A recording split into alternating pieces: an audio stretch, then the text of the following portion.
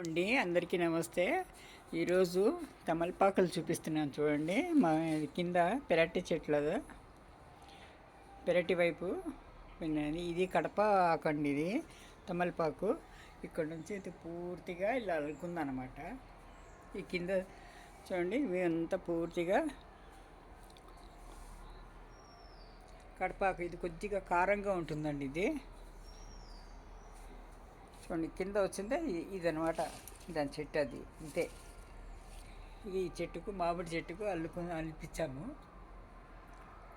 చూడండి. ఇలా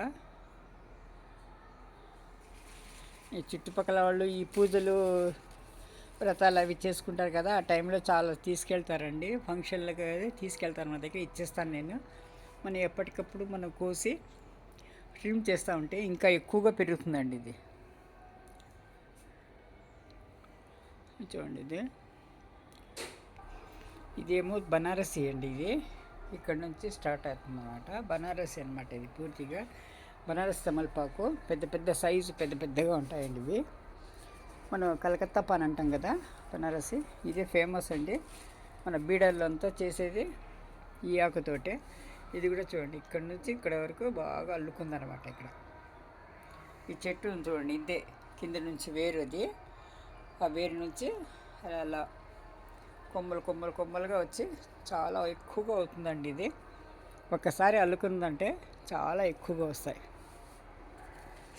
చూడండి. ఇది రోజు ఒక తమలపాకు తిన్నా కూడా చాలా మంచిదండి. కాల్షియము డెఫిషియన్సీ తీరుతుంది అనమాట.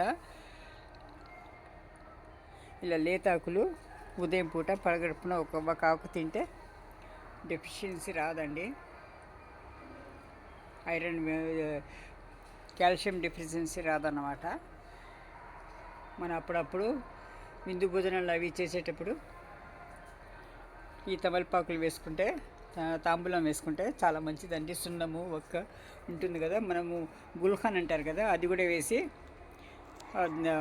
మిఠా పాన్ లాగా చేసుకోవచ్చు అనమాట.